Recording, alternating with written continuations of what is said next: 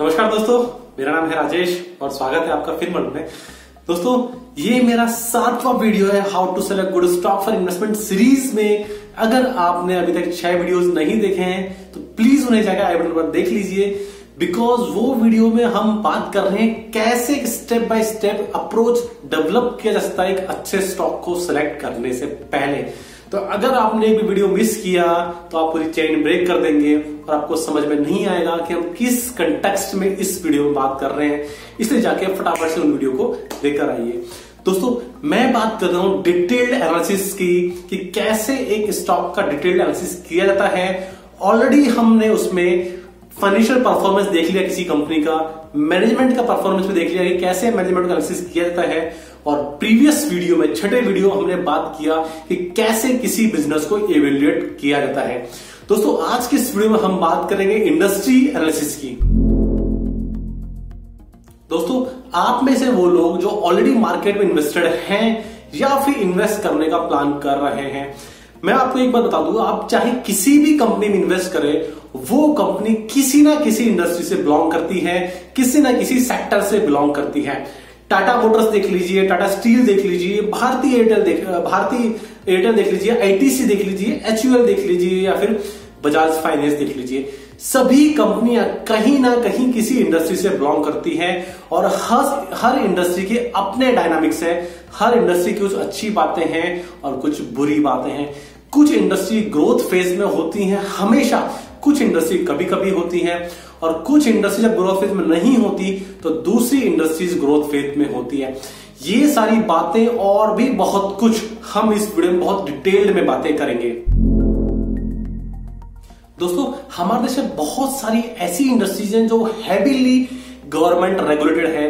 Government regulated industry से मतलब है दोस्तों जहां पर गवर्नमेंट इंटरवेन करती है, क्योंकि गवर्नमेंट चाहती है कि कंज्यूमर का इंटरेस्ट को प्रोटेक्ट किया जाए as compare to companies interest. जैसे कि कुछ एग्जांपल बताता हूं मैं आपको।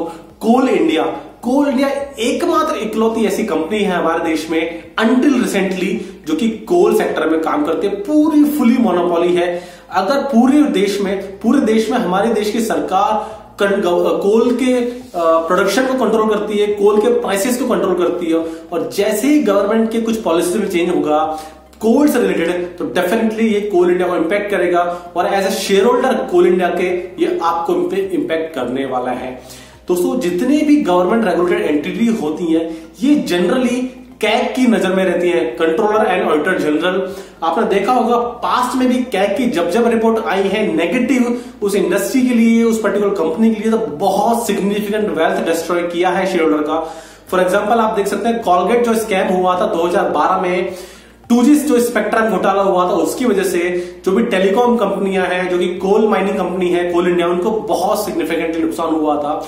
दूसरी तरफ कुछ ऐसी कंपनियां हैं जहां पर कंपेरेटिवली गवर्नमेंट का रेगुलेशंस कम है।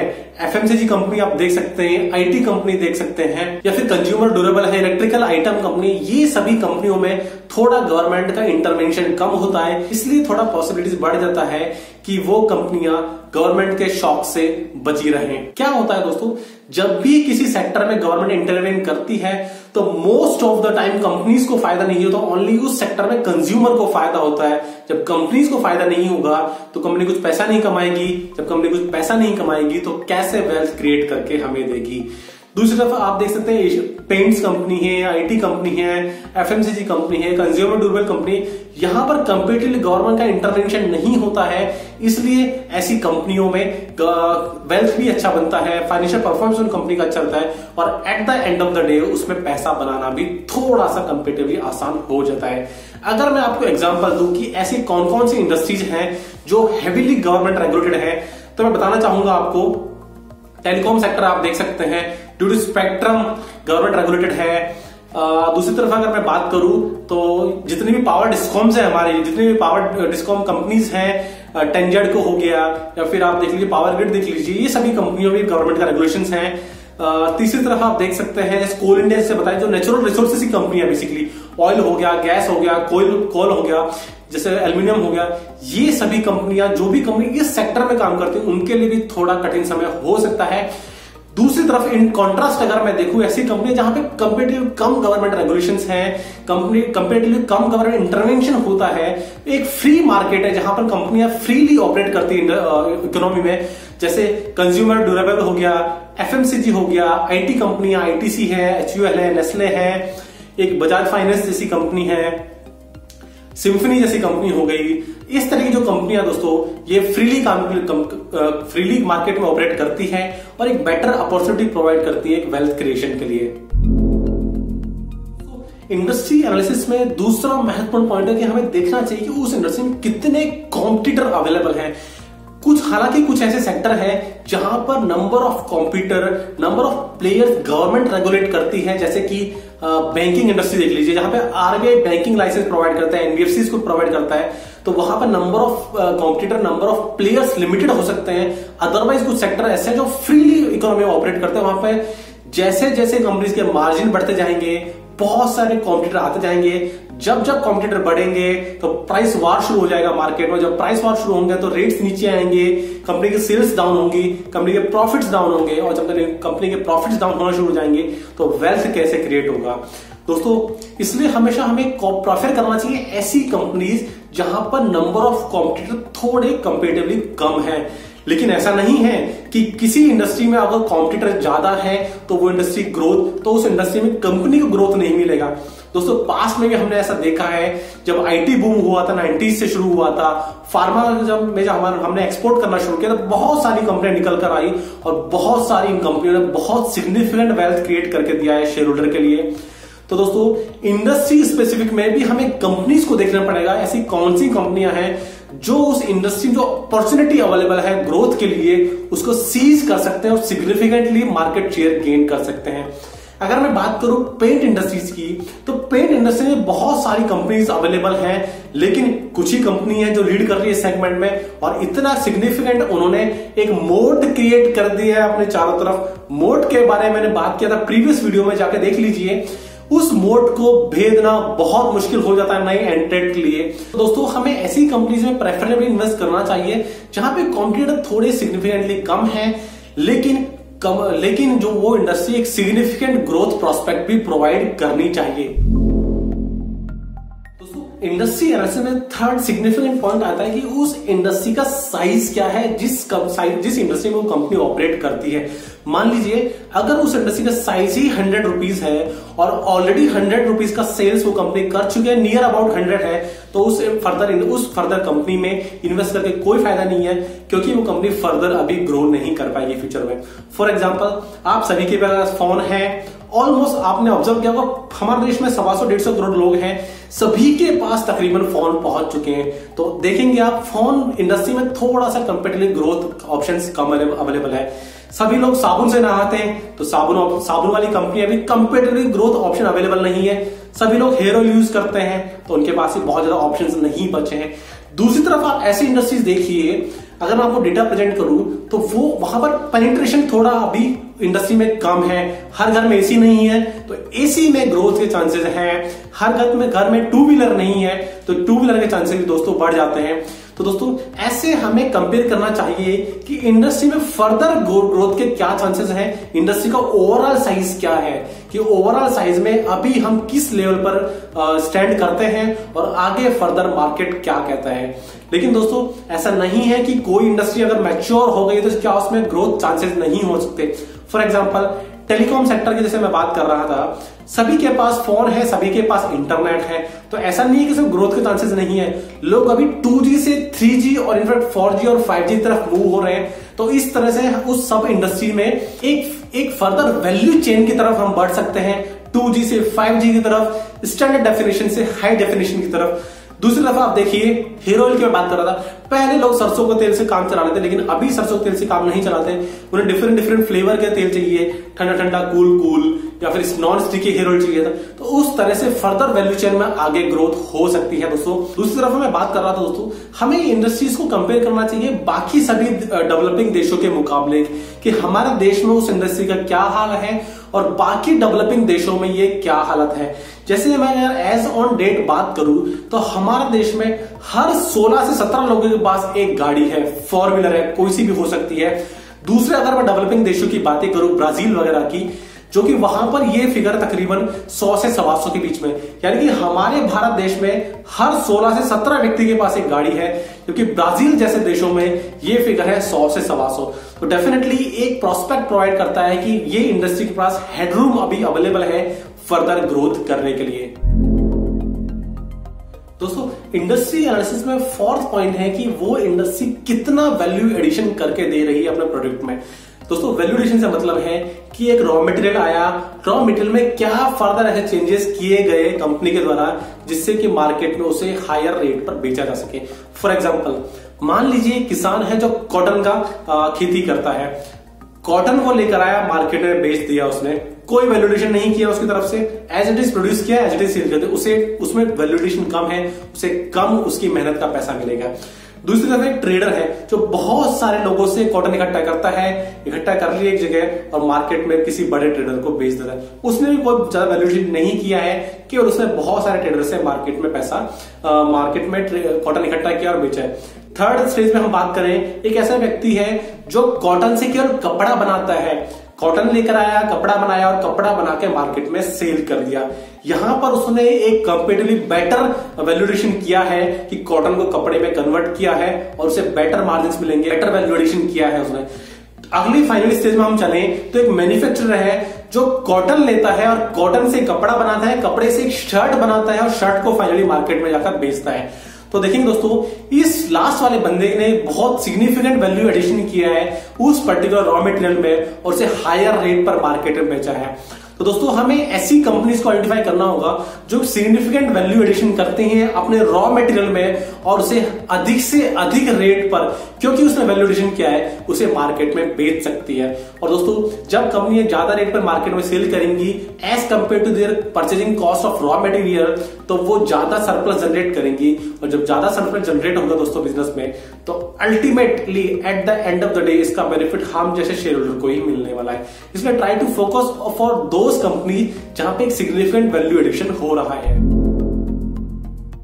दोस्तों, जैसे कि मैंने बात किया था फर्स्ट पॉइंट में कि डिफरेंट कंपनीज डिफरेंट इंडस्ट्रीज में ऑपरेट करती है और हर इंडस्ट्रीज की अपनी खुद की कैपिटल रिक्वायरमेंट है, कैपिटल इंटेंसिटी रिक्वायरमेंट है। जो लोग नहीं जानते उन्हें बताऊं, जैसे कि एक एफएमसीजी कंपनी है, मैं नाम लूं एचयूएल का, आईटीसी का या फिर मैगी का नाम लेते हैं। आपने सभी लोगों ने मैगी खाई होगी। क्या आपको पता है मैगी की जो पेरेंट कंपनी है नेस्ले, क्या वो खुद मैगी बनाती है? जी नहीं दोस्तों, मोस्ट ऑफ द प्लांट उनके आउटसोर्स हैं, बाहर से वो मैगी बनवाते हैं और उन्हें बेच देते हैं। उनको क्या मिलता है जी? उनका क्या फायदा हुआ? नेस्ले ने ब्रांड डेवलप किया है मैगी। तो ये आप जो मैगी खरीद रहे हैं वो मैगी लिखा होने की वजह से खरीद रहे हैं। अगर मैं मैगी वाला कंटेंट आपको एबीसी लिमिटेड के नाम से दूं तो आप नहीं खरीदेंगे।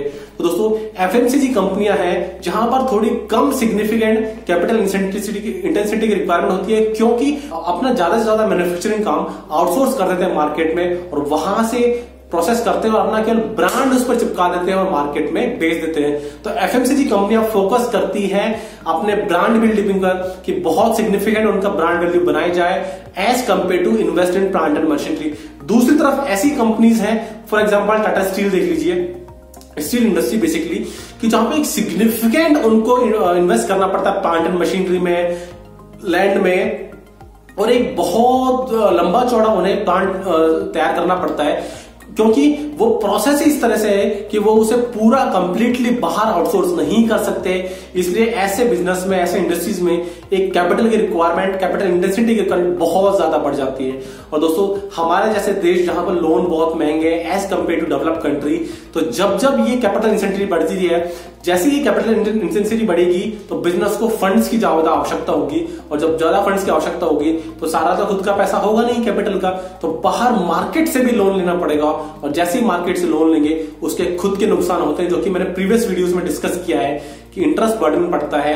और जैसे कि अब हम इस समय से गुजर रहे हैं, मंदी के समय से, तो ऐसे समय पे वो लोन बहुत भारी पड़ता है दोस्तों। इसलिए हर इंडस्ट्रीज को कंपेयर करके देखिए कि उस इंडस्ट्री में कैपिटल की क्या रिक्वायरमेंट है, कि वो हाई कैपिटल इंटेंसिटी बिजनेस है या फिर लो कैपिटल इंटेंसिटी बिजनेस है। तो always try to go for companies जो कि लो कैपिटल इंटेंसिटी बिजनेस में मूव कर रही है। दोस्तों इंडस्ट्री एनालिसिस में एक बहुत महत्वपूर्ण बात है, ऐसी इंडस्ट्रीज को एनालिसिस करना जो सिक्लिकल है। सिक्लिकल इंडस्ट्री से मेरा मतलब है जब जब हमारा देश का जीडीपी बढ़ता है तो वो कंपनी भी अच्छा परफॉर्म करती है, और जब जब देश का जीडीपी नीचे जाना शुरू करता है तो वो कंपनी अब अच्छा परफॉर्म नहीं करते। समझिए, जब देश का जीडीपी बढ़ेगा प्रोडक्शन ज्यादा होगा, जब प्रोडक्शन ज्यादा होगा तो लोगों को नौकरियां मिलेगी, नौकरियां मिलेंगी तो लोगों के हाथ में पैसा होगा, जब पैसा होगा तो वो लोग मार्केट में खर्च करेंगे तो उन सभी कंपनीज को फायदा होगा जो इस सेक्टर में काम कर रही है। इसलिए दोस्तों वो सभी कंपनियां जो डायरेक्टली हमारे देश के ग्रोथ से रिलेटेड है वो सभी सिक्लिकल इंडस्ट्रीज है। फॉर एग्जांपल फाइनेंशियल देख लीजिए, Bajaj finance, HDFC bank, Kotak bank, SBI, वो सभी चीजें। सीमेंट देख लीजिए, पेंट इंडस्ट्री देख लीजिए, ये सभी सिक्लिकल इंडस्ट्रीज है, क्योंकि जब जैसे जैसे मार्केट में ग्रोथ रहेगा, देश में ग्रोथ रहेगा, लोगों हाथ में पैसा रहेगा, लोग पेंट भी कराएंगे। लेकिन जब मंदी आती है, मार्केट में ग्रोथ नहीं है, तो लोग पेंट नहीं कराएंगे, गाड़ियां नहीं खरीदेंगे, डेफिनेटली अपना कोई घर नहीं बनाएगा, बिल्डर कोई बिल्डिंग बनाने को तैयार नहीं होगा। इसलिए ये सब सिक्लिकल इंडस्ट्रीज हैं। दूसरी तरफ ऐसी कंपनियां जो कि मार्केट में ग्रोथ से, जीडीपी से बहुत सिग्निफिकेंटली इंपैक्ट नहीं करती हैं, फार्मा समझ लीजिए, कंज्यूमर स्टेपेबल समझ लीजिए, और आईटी इंडस्ट्रीज, जैसे कि अभी जब आपने देखा पूरा देश लॉकडाउन में था, अभी मार्च अप्रैल मई में, तब पूरा देश बंद होने के बाद आईटी इंडस्ट्री चलता रहा। आप लोग फोन पे एक्सेस करते रहे अपनी सभी चीजें, आपने नेट बैंकिंग यूज किया, तो आप देखा IT industries as compare to other industry immune होती है इन सभी चेंजेस से। फार्मा इंडस्ट्रीज, आप सभी ने देखा हैंड सैनिटाइजर नहीं थे आपके पास, मास्क नहीं थे, जो भी दवाइयां थी, दवाई दुकान फिर भी खुली हुई थी लॉकडाउन में, तो डेफिनेटली ऐसी ये सब इंडस्ट्रीज हैं। आप घर बैठे हुए थे, जब कंज्यूमर स्टेपल्स, आपको गेहूं चाहिए था, तेल चाहिए था, मसाले चाहिए थे, तो ये सभी चीजें दोस्तों जनरली मार्केट की ग्रोथ से, मार्केट जीडीपी की ग्रोथ से इम्यून रहती है। इसलिए दोस्तों मार्केट इन कंपनियों को हैवी मल्टीपल प्रोवाइड करता है in the form of PE. आप जाके देखिए, एचडीएफसी बैंक, कोटक बैंक को कंपेयर कीजिए, दूसरी तरफ एचयूएल, नेस्ले को, अबॉट को कंपेयर कीजिए, आप देखेंगे कि ऐसी कंपनियां जो कि इम्यून है मार्केट ग्रोथ से, ऐसी कंपनियां जो कि सिक्लिकल नेचर में नहीं है, फार्मा को कंपनी हो गई, आईटी कंपनियां हो गई, और कंज्यूमर स्टेपल कंपनी हो गई, इन सभी कंपनियों को मार्केट ज्यादा प्रेफर करता है, इसलिए इन कंपनी के ज्यादा पी है एज कंपेयर टू ऐसी कंपनियां जो कि सिक्लिकल इन नेचर है। पेंट कंपनियां हो गई, सीमेंट कंपनियां हो गई, इंफ्रा कंपनियां हो गई, ऑटोमोबाइल कंपनी हो गई, एज कंपेयर टू दीज ये कंपनी कंपेरेटिवली कम पी मल्टीपल मार्केट में प्रोवाइड करता है, just because of their nature only, कि वो सिक्लिकल नेचर है। इसलिए दोस्तों always try to prefer for those company जो कि सिक्लिकल नहीं है, जो मार्केट साइकिल से इम्यून है। तो दोस्तों आज के इस वीडियो में हमने बात किया था इंडस्ट्री एनालिसिस के बारे में, कि कैसे हम उन कंपनी को आइडेंटिफाई कर सकते हैं जो एक ग्रोइंग इंडस्ट्री में परफॉर्म कर रही है, जो एक अच्छी इंडस्ट्री में परफॉर्म कर रही है, क्योंकि अगर इंडस्ट्री गलत हुई तो ऐसे ज्यादा चांसेस भी हो सकते हैं कि वो कंपनी भी परफॉर्म ना कर पाए। दोस्तों आई होप ये वीडियो बहुत पसंद आया होगा आपको, और ये पूरी सीरीज में आपको अच्छा लगा होगा कि मैंने कुछ आपकी हेल्प की होगी कैसे एक अच्छे स्टॉक को सिलेक्ट कर सकते हैं। अगर आप चैनल पर नए आए तो प्लीज चैनल को सब्सक्राइब करके जाइएगा, और इस वीडियो को अधिक से अधिक लोगों तक शेयर करो, क्योंकि ज्ञान बांटने से बढ़ता है। दोस्तों आज के लिए बस इतना ही, जल्दी मिलेंगे आपको अगले वीडियो में। अगले वीडियो तक दोस्तों आगे दीजिए, तब तक के लिए जय हिंद।